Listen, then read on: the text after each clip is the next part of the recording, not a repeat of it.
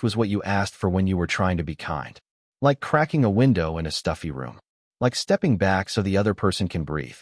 When Nora started asking for space, I did what a decent man does. I listened. I gave it to her. I slept on the far edge of the bed. I stopped reaching for her hand on long drives. I learned how to cook for one in a house built for two. I told myself it was a season, and seasons changed. We'd been married 6 years. I'm an emergency nurse. I work the evening shift at St. Luke's, 12 hours on, 3 off. Always smelling like saline and coffee. Always one beep away from either relief or grief. She used to love that I could be calm in a crisis. Back when she'd come by the ER with a bag of empanadas and sit on the bench outside just to see me for 10 minutes between triage and charting. Back when I'd pull off my gloves and she'd say I smelled like antiseptic and I'd laugh because only she could make hospital air sound romantic. It didn't change all at once. It never does. It was slow, the way humidity creeps into a room and you don't notice until your shirt sticks to your back and the air tastes like a damp towel. I started to notice her phone, not because I'm a jealous man, but because it grew a personality. It became a third person in the room, bright, happy, demanding. Dinner went cold while she scrolled. Movies paused, not because the story got intense, but because a blue light blinked and she had to check who liked an old photo of her purple nails. At first, I used patience like duct tape. Wrap anything tight enough, and maybe it'll hold. I did small things. I made coffee the way she liked, heavy cream, 2 sugars. I folded laundry into little squares the minimalist way because she liked how tidy it looked in the drawers. I asked about her day, even when she answered with one word fog. I planned a weekend at the lake house and booked the kayak she always said we'd try. The morning we were supposed to leave, she walked past the packed bag by the door, kissed the top of my head as if she were greeting a pet, and said, "I'm feeling off. Rain check?" It didn't rain. The sky was stubbornly blue. I think the first real crack showed itself on a Tuesday. I came home later than usual, 3 hours into overtime thanks to a multi-car crash that turned the trauma bay into a choreography of cuts and compressions. There are days I leave everything at work. There are days it clings to me like a second skin. This was the second kind. I needed a face that wasn't asking for something. I needed to be held. I opened the door, and there she was on the sofa, legs tucked under a throw blanket she never actually used, the light from her screen painting her face pale and cool. "Hey," I said. "Hey," she said. "I's not leaving the tap-tap scroll." I sat down. I didn't lean in. I didn't demand. I just existed next to my wife and counted my breaths. After a minute, I reached out and brushed a curl away from her forehead. "I'm not in the mood," she said, not looking up. "It's a touch, Nora," I said quietly. "Not a tax." She sighed, paused whatever video had her captive, and finally looked at me like the nurse inside me had asked for a consult. "I just need space," she said. Okay. There it was. The word that sounds gentle when you whisper it, and like a sentence when you don't. "Okay," I said. Because if you love someone, you don't make them spend it on explanations. I moved through the next weeks like a tide that had learned to stop kissing the shoreline. I stopped suggesting date nights. I stopped offering to plan anything. We'd share a room, and it felt like 2 different countries with a border drawn down the middle. She started going out more, content strategy meetings, she called them, then collabs, then brand dinners. She had switched from freelance graphic design to something vaguer, something called personal brand consulting. The titles got fancier as our conversations got smaller. One night, I came home, and there was a ring light in the corner of the living room, tall as a street lamp, with a halo brighter than anything that ever came through our windows. It looked like a portal to a version of us where lamplight and real laughter were relics. "What's that?" I asked, shrugging off my jacket. "Just a tool," she said, breezy. "You know, for work." "You're filming here?" "It's better light," she said, and handed me a kiss on the cheek the way hotels hand you a mint. Nice, sweet, something to pretend means hospitality. I learned the sound of her camera shutter. I learned the soft click of a remote taking photos from across the room. I learned the way her voice changed on camera, brighter, faster, sweeter, like she had lollipops melting on her tongue. Off camera, it would fade back to neutral and then to nothing. I try not to take it personally. I told myself, this is modern marriage. We are busy. We have different rhythms. We will find a bridge. If you'd asked me then what hurt most, it wasn't the lack of touch. It was the absence of curiosity. The way I'd walk in with a story about a patient who cracked a joke in the middle of pain, about a doctor who did something quietly heroic, and she'd give me a faint smile that said I was interrupting something more important. My wife used to lean on the kitchen counter with her chin in her hand and say, "Tell me the part you can't tell anyone else." "Now," she said, "can this wait? I'm finishing something." She asked for space like other people ask for salt. Easy, automatic. And I gave it the way you pass a shaker at dinner. It took me months to realize I was seasoning my own disappearance. I didn't fight. I don't throw plates. I don't believe in slamming doors to prove they exist. My father taught me a different kind of strength, the kind that knows when to stay calm in a room full of smoke and when to walk out before it burns your lungs black. I started waking up at 5 again, not to beat traffic, but to beat the way sadness settles if you let it. I ran in the cold, the world still blue with night, and I listened to podcasts about carpentry because building things made sense to me in a way people sometimes didn't. I started fixing things around the house that didn't need fixing, the hinge on the pantry door, the wobble in the coffee table leg. I replaced the battery in the smoke detector that chirped once a minute like a bored bird. I patched a crack in the drywall we'd both ignored. There was a strange comfort in bringing quiet order to small messes while the big one sat on the couch, scrolling. The night that cemented my decision wasn't loud, either. We had the same conversation about nothing, the same silence around something. We went to bed. I lay there with my hands on my chest counting my breaths like patients do when they're trying not to cry. Her back was to me. I could see the shadow of the ring light through the curtains, a pale circle on the wall like a moon we didn't ask for. Somewhere after midnight, when the house sounded like itself again, I decided to give her the one thing she asked for in a way she never expected. "If you want space," I thought, "I'll give you the whole sky." I didn't do it messy. Men get punished in stories for leaving neatly. They call it cold. But there is dignity in kindness and precision. I wasn't going to steal, snoop, or scream. I was going to be methodical the way I am at work when a room tilts toward chaos. Over the next 2 weeks, I copied documents. I called a lawyer 3 towns over and asked about separation in a voice as calm as a weather report. I moved half of what was legally mine into an account under my name.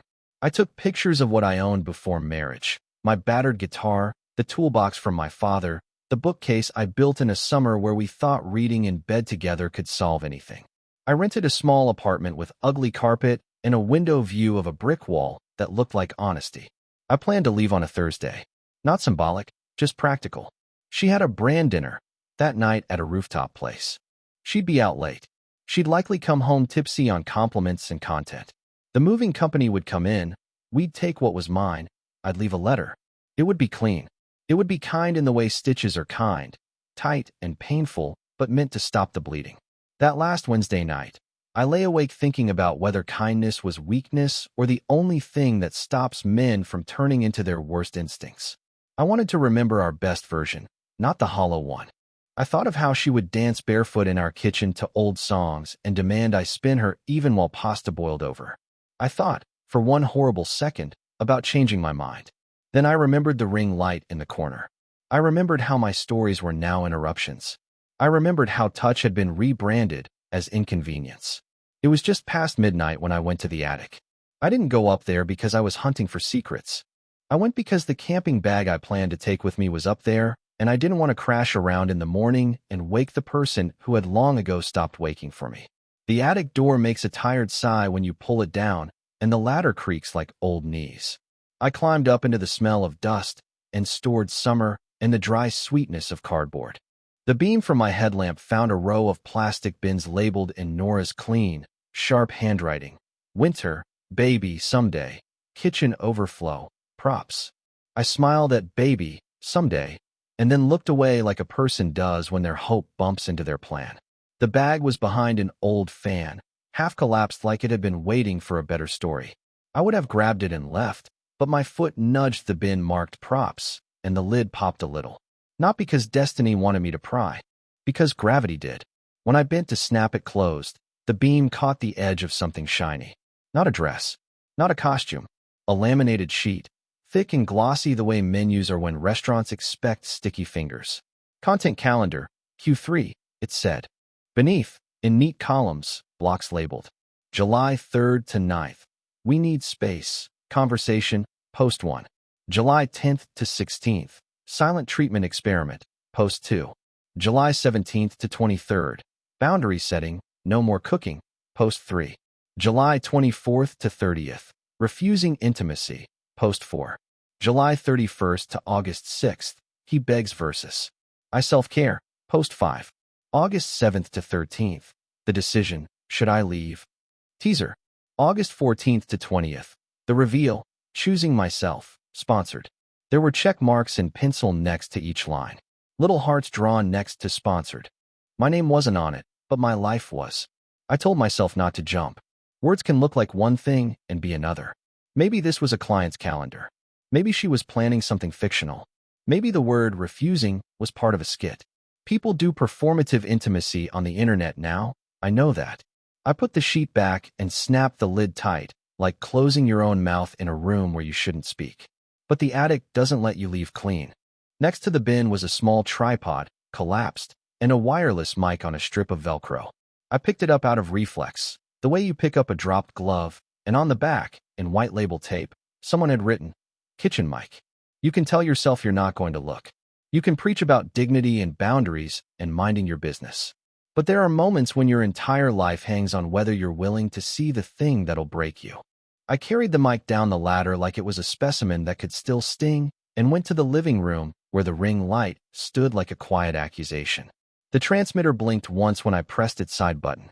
I didn't know how to pair it, but Nora's remote was on the coffee table under a coaster. She hid nothing, because why would you hide in a house where the other person trusts you by default? I tapped a button and the TV came alive from sleep mode, a menu I'd never seen flashing icons. In the HDMI list, Camlink. I clicked it the way you press a bruise to confirm it still hurts. A grainy video flickered on, a wide shot of our kitchen. The date in the corner. Last Tuesday. I saw myself coming through the door, shoulders slumped, bag sliding down the hook. I watched my own mouth say hey. I watched her say hey. I watched me reach for that curl. I heard her say, "I'm not in the mood," in a voice that, on camera, had an extra teaspoon of sugar. And then, clear, too clear, like it had been rehearsed, I heard her say, "I just need space." The video ended not with a fade, but with her face for a moment, eyes glancing off frame where the remote sits. She smiled, small and bright and practiced, and whispered, "That's perfect," before the screen went black. My hands went numb. Not because my wife had recorded in our house. Not because my worst moment had a lens on it. It was the words, "That's perfect." It was the confirmation that this wasn't a documentary. It was a recipe. And I had been the main ingredient. I sat there not moving, listening to the house hum like it always had, telling myself it's one video, it's contextless, it's not betrayal, it's maybe work. I scrolled left. There were folders, titles, and neat stacks. Space Arc, 7 videos. Boundaries Arc, 5. The Kiss Experiment, 3. The Decision, 2. Private, unlisted, brand deliverables. My thumb hovered over private like it was a trigger. I clicked. A woman who looked exactly like my wife stood in my exact kitchen wearing a sweater I bought her last fall. She faced the camera with eyes trained into intimacy and said, "Today I set a boundary." He begged. I breathed. "Ladies, if he can't handle your no, he's not your man." She winked like a friend and then smiled at someone who wasn't me. The brand logo sat in the corner, small, tasteful, profitable. The video had an unlisted URL and a checkmark next to approved, net 30. I kept watching even as some part of me begged me to stop. In one, she stood by the sink and said, "Every time I tell him I need space, he interprets it as rejection instead of respect. But I'm not responsible for his insecurities." In another, she held up a book on self-care, read a paragraph about withholding to reclaim self, and I saw, in the reflection of the window behind her, the shape of my shoulders moving past like a ghost that hadn't yet figured out the house was no longer his. I clicked one more, the one dated for tomorrow, labeled, "Choosing Myself, Reveal." She sat on our couch, the ring light turning her eyes into glossy coins, and began with a sigh that sounded like a prayer. "Sometimes the bravest thing a woman can do is leave before she's left," she said. I gave him chances to grow. I set boundaries. I practiced saying no. He couldn't meet me. She let tears fill, not fall, a trick cameras love. So I'm choosing me. I'm moving out. I have a place. I have a plan. And to every woman watching who's scared, I hope this helps. At the end, she smiled through glass and whispered, "We did it." We. Not me. Not even her. We. The camera, the audience, the invisible fingerprints that had been on our doorknobs for months. I wasn't angry. Anger is loud and hot. This was something else. As if the floor I'd been standing on had quietly been traded for a trapdoor, and someone had pulled the lever in slow motion. The part of me that flinches wanted to think, I should have been better. I should have been more romantic. I should have asked more, tried more, bought more, carried more. But another part, stronger than flinch, said, "She wrote a script, and you didn't even get to see the sides." I turned off the TV. I put the mic back in the attic exactly where I found it. Because there are things you don't steal even when someone has been stealing from you. Then I lay in bed next to the woman who had choreographed my quiet humiliation into a carousel of content, and I felt something I didn't think I was allowed to feel: relief. There is a peace that comes from calling something by its right name. When morning came, I made coffee for myself, not out of ritual, but because I would need my hands to have something to do. I wrote the letter at the kitchen table with the same pen I used to sign the closing papers on this house, back when signatures felt like promises instead of exits. I didn't write poetry. I didn't quote anyone. I wrote what needed to be said and nothing else. "Nora, you asked for space. I'm giving it to you. The whole house. The bed. The empty chair at dinner. The bright circle of the ring light, and the quiet corners it never reaches. I loved you. I still love the you that used to show up without an audience. But I won't consent to being a prop. I won't sign away my dignity for likes. I won't be edited into a villain in a story I never agreed to tell. Half of what we share is going to me, legally and quietly. I've already spoken with counsel. There will be no scene. There will be signatures. You can keep what you've curated here. I'm taking what was mine before curation was a word we lived under. The rest is yours. You'll never hear from me on camera. Don't worry about your reveal. You can have the last word on your channel. I'm taking the last word in my life. I wish you the courage to want something real and the humility to recognize it when it asks for a place at your table. Alex." I placed the letter under the coaster that held her remote, because sometimes symbolism arrives without being invited, and it fits too well to turn away. I took my guitar, my father's toolbox, the books that survived both college and a flood, the framed photo of my mother at 22 holding a birthday cake and laughing so hard the flame blurred. I left the couch, the bar cart, the dining table we bought on a whim. I left the ring light, standing sentinel over a version of our life I couldn't survive in. The movers came at noon. By 1, my old house had turned into a room that would lie easily for the camera. You wouldn't know a man had measured his breaths here. You wouldn't know a vow had hit its head on the low ceiling of someone else's performance. I planned to drive straight to the new place, but as I stood with my keys in my hand and the front door clicked shut behind me one last time, I remembered the attic. Not because I wanted one more look at anything. Because the lid of the props bin hadn't snapped properly when I put it back. There are some messes I can't leave even if they weren't mine to make. I went up there one last time. The attic felt somehow bigger, like emptiness expands space the way air leaves a lung. I pressed the lid and it sealed with a soft, satisfied sound. As I turned to leave, the beam from my headlamp skimmed across a thin, flat package slid behind the baby someday bin. It was one of those padded envelopes couriers use. On the front, in her handwriting, "Launch kit, open day of reveal."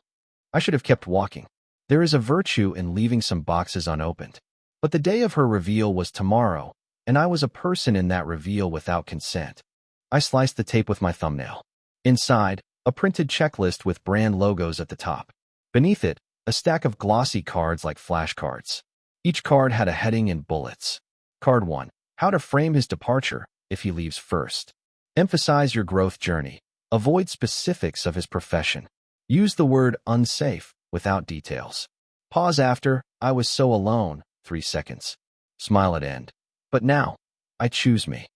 Card 2. If he stays and fights. Tear capture template. Use soft tears, dab once, don't smear. Say, he raised his voice, even if he didn't, perception facts. Call to action. Ladies, drop a heart if you've been here. Card 3. If he discovers camera/mic. Option A, laugh it off as content. Option B, accuse him of invasion. Option C, Lean into documenting for therapy. Card 4. Post-separation monetization roadmap. 12 weeks. Week 1 to 3. Healing routines. Skincare sponsor. Week 4 to 5. Decluttering. Moving brand. Week 6 to 9. Dating again. Apps affiliate. Week 10 to 12. Surviving narcissism series. Expert collab. Card 5. Message to send him, if needed. We can be adults about this. My lawyer will handle details. Please don't make this ugly. Behind the cards was a small adhesive sticker for the ring light with a quote printed in neat serif. Turn your pain into content. I put everything back in the envelope, slid it exactly where I found it. And this time, when I climbed down the ladder, I didn't feel like I was sneaking out of my own life. I felt like a man who had walked into a room where the floor had been replaced with a stage and decided he'd rather go outside. I left. In my new place, the carpet was ugly and the window view was a brick wall, but the air felt like it remembered how to be air. I unpacked my guitar first, because some nights you need the thing that saved you at 20 to hold your 34-year-old confusion. I boiled pasta I would actually eat. I stood in my kitchen and didn't think about angles. I didn't watch her reveal. I didn't hate click. I didn't ask a friend to send me the link. I didn't go looking for what I already knew, that you can curate anything but the ache that comes later. I went to work. I stitched a father's forehead while his daughter cried behind a curtain. I told a woman her labs looked better than yesterday and meant it. I drank bad coffee from a paper cup and didn't mind because people were alive who might not have been, and in a world like this, that is not small. The messages started 3 days later. Not from her number. That was blocked. But through mutuals. She's devastated. She didn't expect you to just leave. You could have talked. I didn't explain. Explaining looks like guilt if you direct it at the wrong audience. I kept my words for paperwork and the parts of my life that had earned them. 2 weeks after I left, my lawyer called to say we'd received a letter from a firm whose logo I recognized from the top of those cards. Professional, tidy, perfumed with "We hope for an amicable resolution." I signed what was fair. I didn't watch the channel I used to live inside. A month later, a nurse from pediatrics sent me a link without context, just a wide-eye emoji. I shouldn't have clicked, but I did. It wasn't the reveal. It was a different kind of post. A text-only image with a beige background. I'll be taking a break from content for mental health reasons. It said, people can be cruel when you're honest. I scrolled the comments, just a few. Then I stopped. What good is staring at a wound you're not responsible for? What relief can you buy with schadenfreude that won't bankrupt you later? Life filled in where the performance had starved me. I started building a bench in the evenings in a little workshop behind the apartment complex, the kind of bench that doesn't need an explanation to be useful. I ran in the mornings not to escape, but to arrive. I learned the names of the baristas at the bodega on the corner. I picked up extra shifts and slept like sleep had been waiting for me to quit auditioning for someone else's attention. 2 months and change after I left, I was standing in aisle 6 of a hardware store, minding my screws, when my phone buzzed with a number I didn't know. I almost let it go to voicemail, the way you do when peace has taught you to be choosy. Something told me to answer. Alex, a woman's voice said, breathless. It's Jenna, from the agency. I didn't know a Jenna. You have the wrong number, I said. No, she said quickly. We emailed your lawyer. Look, this is off record. We pulled her partnerships. Some brands found the materials. The cards. Someone leaked them. I wanted you to know it wasn't because of anything you did. We're cleaning up. I didn't ask for anything, I said. I know, she replied softer. That's why I'm calling. You didn't go public. You didn't drag her. That matters. For what it's worth, I'm sorry. Me too, I said. And I was. Not for her lost sponsors. For the whole sad, shiny machine that fed on our smallest humiliations until there was nothing left but the shine. That night, I went home and plated pasta I'd learned to make well, tossed with garlic and cheap olive oil that pretended to be expensive. I ate at the counter and watched the kind of dumb, kind comedy that doesn't need a think piece. I took my guitar out and played the old song she once said sounded like a window opening on a hot day. It still did. Months passed. My life didn't become a movie. It became something better, quiet, actual, breathable. On a Sunday in late fall, I saw her by accident on a sidewalk I hadn't meant to walk. There was no ring light around her, only sunlight and wind that didn't care who we had been. She looked up and saw me and did that small, Surprise smile you do when you forget you share a city with your past. She walked over. She didn't reach for a hug. She didn't start with sorry. She stood. You look good, she said. I sleep, I said. We stood there, people going around us the way rivers go around rocks that have made peace with their place. I didn't think you'd leave, she said. I thought you'd do what you always did. Stay? Try. I did stay, I said, not unkind. Right up until trying became participating. She closed her eyes for a second, like the words hurt and healed in the same place. I'm not going to ask for forgiveness, she said. You don't owe me conversation. I do want you to know I'm not. I'm not doing that anymore. Content? I asked. Performance, she said. Somewhere along the way, I started measuring everything by whether it could be turned into something. You were the last real thing left, and I turned you to. I nodded. I hope you find a different kind of measuring. She laughed at that, a small, honest sound. For a second, the kitchen dancer was there, the girl who called my antiseptic smell hopeful. Then she tucked a piece of hair behind her ear the way people do when they need to move and can't yet. Okay, she said. Take care, Alex. You too, I said. And I meant it. When she walked away, I didn't watch long. You can't drive forward if you're staring into the rear view like it owes you magic. I went home. I opened the window. The air smelled like rain about to happen, that metal sweet scent that says the world still does weather better than any of us do feelings. I stood in the frame and realized that space isn't a punishment when you give it to yourself. It's a gift. She asked me for space, and I gave it to her. The house, the echo, the light. In return, in a place with ugly carpet and a blue wall that catches morning like a net, I learned how to breathe again. People ask how you know when it's time to go. They expect stories about infidelity or shouting or something that sounds like television. The truth is quieter. You know it's time when the person you love stops showing up in rooms they're still physically standing in. You know it's time when the only version of you they can use is one that fits between ads. You know it's time when the kindest thing you can do is refuse to be edited. She said she needed space. I gave her the house. Then I opened the attic and found the script where my marriage should have been. And in that moment, the calm man I have always been did the bravest thing he knows how to do. He stepped off the stage, walked into the air, and let silence do what no monologue ever could. Because sometimes the most powerful thing a man can say is nothing at all, followed by the sound of his own footsteps finally heading in the direction of his life.